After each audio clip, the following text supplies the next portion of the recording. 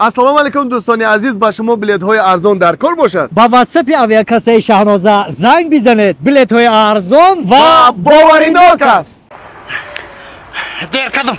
نه مردک. رئیس تلفن کرد. ها. رئیس تلفن کرد که دویده گفت یا پیشما بیا چیکار پیدارم نمیشته کیم چی گفت خوشون نفهمیدم. کبریم چی میگه؟ ها مردک جان کویا برو پیشش چی میگفته باشتن؟ رفتیم تا بریم بس ما کابینه چی بدرم. ها مایل. نه خوش زنا. تیش اینجا همجدا خوشون نگاه کن. همجدا بستن ما دویده یا دیمی تاج میبرم کارخونه. رئیس دا میدرم که چی مسئله دا صحبت بکنه میگردم میام چاق کدا خونه میریم. فهمیدی؟ همینجا نجم. بولاره برید تا گرم بشی با بگو که سرم در کد ما کسال شدم همینجا نجم ما دویده میرم رئیس ببینم میام فهمیدی؟ سو گرم نزدیکی جا آخرون رو جنگ میکنه. خب همینجا یکنجا یاسین جان همینجا بیست میام. ساماندار لب رئیس. آدمی گفتگی تا گفتی؟ زنگ زدم راه آمدی سه نزدیک اومده. تمام مرا گوش ساماندار. ما یک دو روزه دا میرم. همه آفیسی مرا تامین کرد. فهمیدی؟ ایرا بی. این همه حالا یک طرفش کشول شده. او کابینت گفتگی ما کو میگن ای سرکا سوس کنی. مایلی. برای که درآمدن نمیشود دیگه. تمام ای پای کورشم فهمیدی؟ این خیلی نو چی نشین به اهمیتی نکنید. همین چیزا ما شما دا السلام علیکم. ممکنه رئیس. اما آدم گفتگی نمیاد. میان. سلام علیکم. سلام علیکم. رئیس جان خوبی؟ سلامتی و فرزند نکن. اما پین. خوبی که سلامتی خوب. راما. صحبت نمی‌کنم. یا گو چیکار کنم آب بالا نه انجام کن خورشک. انجام. ما ساماندار هم آدمی گفتگی تمیه. اینا ما میشناسم آدمی باورناک است. میتونه کی آزاد صحبت کنه. تمام مرا گوش کن. نامو چی بود؟ نه موگامبو جان رئیس جان. موگامبو ها؟ بله. گفتن چیکار کردن نکن. ای برادر مرا گفت که رئیس خیلی چی مسئله را صحبت کردن نکن شما رئیس بازی می. تمام مرا گوش کن. هم یک دوستی نزدیک. مرا یک توفه کردگی یعنی سگ مرا باید شما تعلیم بتین. زبان آموختن نکن. زبان آموختن نکن. ای دستت میایم. بله رجل ما همین کارو دزنی ماتش میکنیم. ما فقط سگور تعلیم میتونم تربیت میتونم گپ میزنیم زبان روسی تاجیکی ازبکی درس میتونم. درس میتونم؟ سگو ده. مقصد چیه؟ وقتی که میره در خونه میدره که سگ هم خیلی درس میتونه که 20 سال پس خونه تا میدره میگه که رئیس جان خوش اومدی میگه. همه خیلی گپ میزنم. خیلی گپ میزنم. هی بچه ما همین چیزا میخوام نکی. تمام رئیس جان. ای دست میایم. 100%. موگامبو. لب جان. مرا گوش کن. تا اگر همین کارا کنی که مطلب 20000 دلار میتونم. همین مبلغ اگر شما پیش پرداخت کنین ما همه کارو میپردازیم همین در تعلیم و تربیت میشه که شما میشید. مقصد 20000 دلار پیشکی بتم. اگر این چند خمه کشیده باشم. مثلا 20 سال دا من سگم خیلی میکنم رنگ خمون گپ میزنم.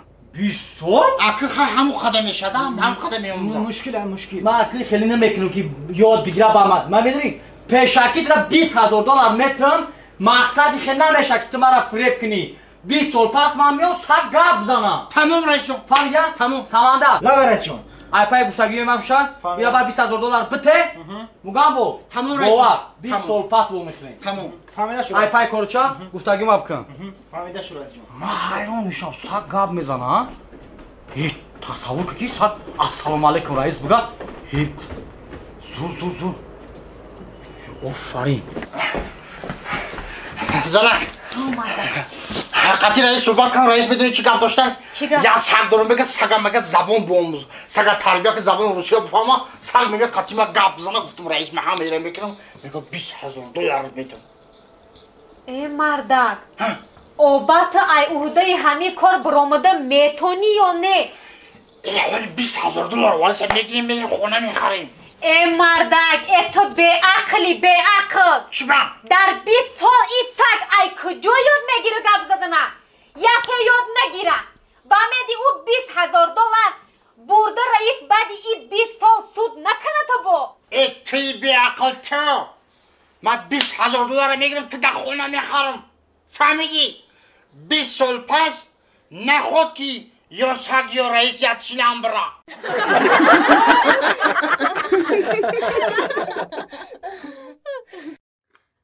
خیلی برگه بچه جان زود مبارک. خدا 100 ساله شوی بچه. رحمت بچه جان. زنده باشی بچه زی. بگی بچه جان. بگی من تو بخیر بچه. چون در پیش مهمونان نموندی بخورم.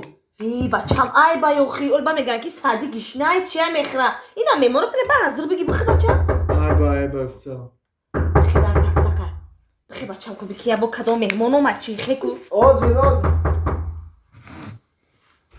اوچا امکی مای امکی بیا امکی بیا اکا بیا سازی دیگه سعدی جان زحمتات خوبه دیگه همه نظر تا یک بار دیگه زود مبارک باشه که جیان یکاو اینا کسونو برو امون کاسم رو کسر خای اوه اینا یک کسونو همین رنگی سرخ نغز بدیدی یک کسونو برو که سرخ خرمی بگه زود رمضان بیا اکا فقط خود دیر میکنی اکا بیش اکا جان یک کم سر کور داشتم هایده میام کور برم سازی دیگه ینگه رحمت اکا جان خود سوزی خوبه میشه اکام کجا داره مغازی را بودرین خرید بودرین خری آها این در زمستان بودرینگ هسته بودرینگ سالونگی برای دست دیگه هم برک شد سعدی جان زود روزو رمضان کی چند داشتی 13 دام 13 دا یک کان شب بزنم 100 ساله شد رمضان کی جون سلام اکا جان بگی من تو بگی نه وکا کشیدم ما اکر راستیگه بیانگه جان ایخونه خورده آمدگیم تا انمیجه ما سرم اکا با خاطر زودروزی جیانک تکه میاتی اتا بخی که همه کم بخنه اکر صدقه سرتان مایلی و اخید نمیتونم خورده میگم که تا انمیجه ما سرم خیر بخورم بخور یادومه یک اکا جان خودت یادومه میشم آخه سعدی جان گفتم که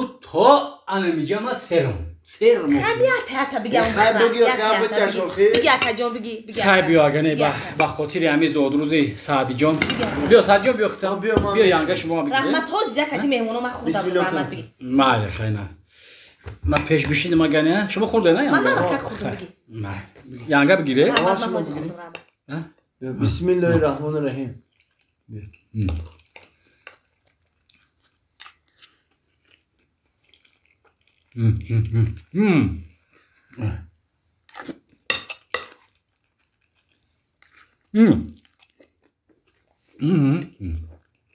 سعدی جان اما که چه بیرون اما جان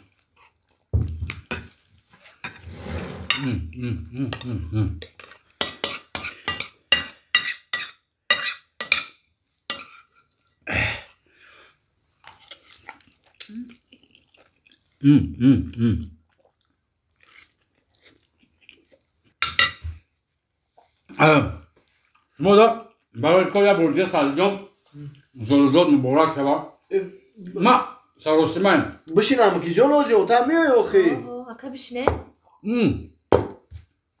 بگم ما کمتر سروسی ما ترکم ینگه با بگم بسی باشه خوش آمدی اکا جان خوش آمدی زود روزو یه بار دیگه مبارک شد سعدی جان خب اوچا امکی گفت که تو امیجه مسیرم تو امیجه مسیرم امیجهش تو امیجهش 48 مرتبه برده ای